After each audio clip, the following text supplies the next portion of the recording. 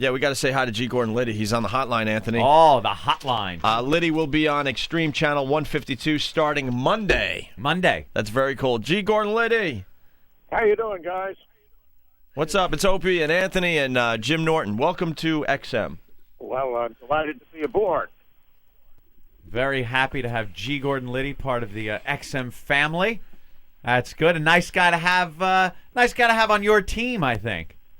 Well, yeah, I'm curious as to why they put me on the Extreme channel. Really? Yeah. Why is that? You don't use foul language or anything. No, only when I'm seriously annoyed. You don't want to get Liddy seriously annoyed either. No, what is your show going to be about? What is your show going to be about? Is it because I heard you on broadcast radio, and I used to enjoy listening to your show. What can we expect now? Nothing different. You don't quarrel with success. What this does is, for me, is the same as it does for you. Being on satellite radio puts you in every market in the country. Absolutely. Well, we're doing this because we like to curse. Well, that's fine. If that's your thing. He's on a big delay. I tend to react violently rather than with language. Yes, Mr. Liddy, I've heard rumor, and I don't know if you've ever confirmed it or not. Have you ever taken a life? There's no what they call statute of limitations on that. And that big S you see on my forehead does not stand for simple. Really? So you're not fessing up to having maybe taken a life during some of your covert operations? I don't fess up to anything at any time under any circumstances. That's foolish. That's true. That's true. The guy did some prison time for Watergate. We all know that. He didn't rat. What's that? I say you didn't rat. That was good. I like that. I was born in Brooklyn, and I know the rules. You don't rat. That's right. I have a question, Mr. Liddy, because it's amazing. Like, people have always said to me, my two friends were talking, and I'm sitting there listening, and my one friend, now I don't know enough about Watergate, to be very honest with you, I really don't, but my one friend says, man, after Watergate, everything changed, and my other friend goes, nah, man, not everything. No, I wouldn't say everything changed after Watergate. Things change from time to time. Change is inevitable. But absolutely. It's a logical fallacy that goes by the Latin name post hoc ergo propter hoc, which means after the fact, therefore because of the fact. That's a fallacy. I believe that. Absolutely. You see any of your old Watergate buddies? Most of them are dead, so I don't get to That's see true. Yeah. No, huh? No. Hey, where do you stand on the Iraq situation there, Mr. Liddy? Well, I think it was smart to go in there. The president said that they were going to affect regime change on anybody who was against us or with the terrorists, and he did the same. My son fought all the way from Kuwait to Baghdad, and his outfit found a training camp for terrorists that had facilities for 400 terrorists. They had, 600 terrorists. They had 40 buildings, fleet facilities. There was a lot of that going on, and Saddam Hussein was behind it. My son's a lieutenant colonel in the Marine Corps. That son. The other son, commander in the SEALs.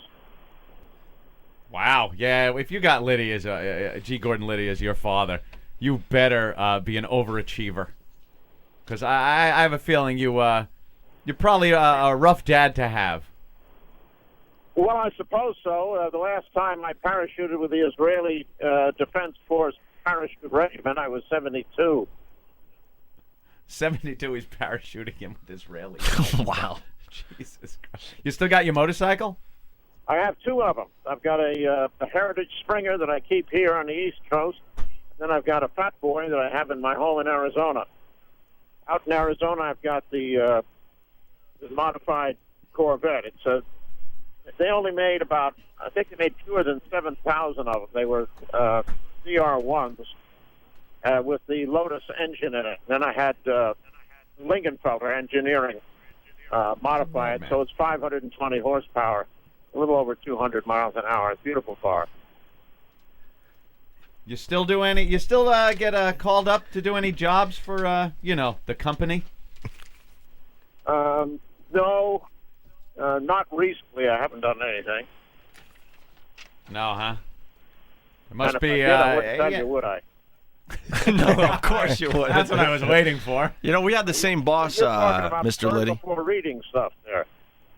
Yeah, we had the same boss. Good old Ken Stevens. Oh, is he? Is he in XM? Oh no, he's sailing around in his boat. No, he was our boss when we. He bought a yacht and what have you, and is sailing around. But when you said the same boss, I thought maybe he was. Now I should have said we used to. have. Yeah, I should have said we used to have the same boss. Yeah, he got fired because of us. So. Well, he isn't doing badly. Now, he was with Mel Karmazin when Mel Karmazin had about 5 or 6 stations, and so right. Mel paid him in one of those things, where you buy a share. Stock options. Yeah, stock options. Penny stocks. So he's got stock options for Viacom. He can buy a share of Viacom for like 50 cents. Hey, Mr. Liddy, why didn't you ever slip some cyanide into Don and Mike's coffee?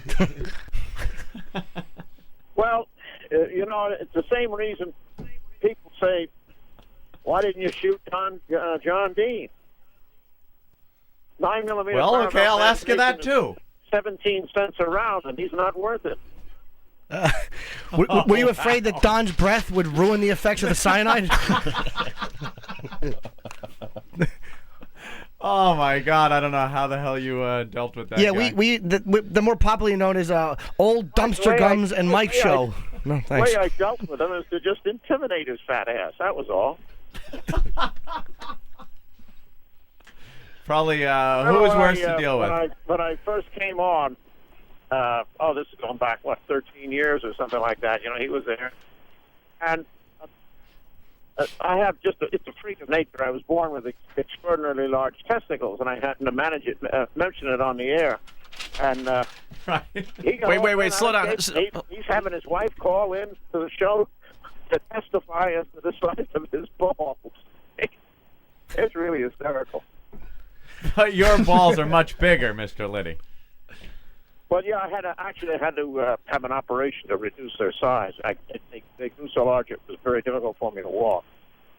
Wait, how big did they get? About the size of small grapefruit.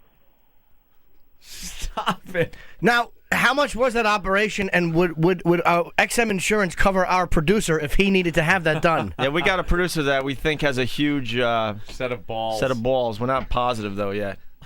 No, what do they do to reduce the size of your ballies? A urological operation.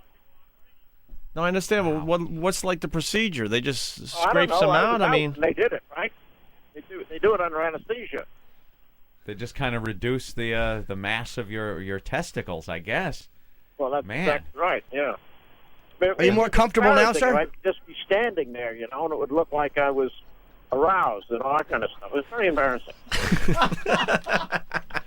Oh my God! Yeah. Who knew? I had no idea. Everyone assumed G. Gordon Liddy had a big set of balls, but that literally have it. You're jumping out of airplanes and your balls are hitting you in the face. Pretty close to it. Makes those. Wow. That's got to be awkward. People always thinking that you're in that. All right, the parachute harness really kind of squishes you down there, doesn't it? Well, as a matter of fact, if you don't get it adjusted correctly, there's some guys that who I know of, the American Airborne, that have actually, lost a testicle by having it crushed, by not having it adjusted properly in the opening shock. All right. Our producer is laughing so hard he's fallen down. He's in the corner. So you had the big, huge grapefruit-sized balls. How was the rest of the junk? Was it proportional? Proportionate size. All right. So you must have a huge hog.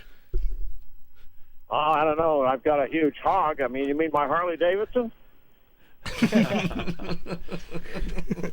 Liddy gets the job done. Always has. All right. Yeah. Mr. G. Gordon Liddy, we would love to say thank you and welcome you to the XM family with your big balls. Well, I'm delighted to be in the XM family. And where can we find your program? Which channel? Yeah, it's going to be. Go ahead. Most of the information about the program and about the switching to satellite and everything is on my website, which is LiddyShow.com. Not to be confused with my calendar website, which is StackedandPacked.com. StackedandPacked.com is your calendar website? Yeah, I put out a calendar every year. What we do is in the spring, we say to all the women who want to be in the calendar, have your boyfriend or your husband or something like that take pictures of you either in the nude or in a bikini or whatever you choose and send it in. And then we get hundreds of pictures in from listener women, and then we select the finalists, and they are sent off to a professional photographer. And we have this calendar. There's two things. They have to be good-looking women, and they have to have a firearm. What I decided to do when I decided to do this, I wanted to do the most politically incorrect thing I could think of. And back when I was a kid, every garage and you'd go into had what I would call a girly calendar. And that is now politically incorrect, and they don't like it. And I said, well, that's fine, but how am I going to really outrage these bastards? So all the women who are in there are holding a firearm. Some of them add insult to injury by being on a Harley Davidson. But my producer is on the cover in the nude, and she's also inside the inside the thing. So it's StackedandPacked.com. You go there and you can read all about it. And if you want to get a calendar, we still have a few left. We're on the front page with this a very hot blonde with big boobs holding a machine gun, it looks like. That's lovely. You want to be politically incorrect, though. You should have them in blackface singing the Tsunami song. There's one thing to be politically incorrect. It's another thing to insult your fellow human beings. I agree with you, Mr. Liddy. I have a question for you, because a lot of people have been, about political correctness.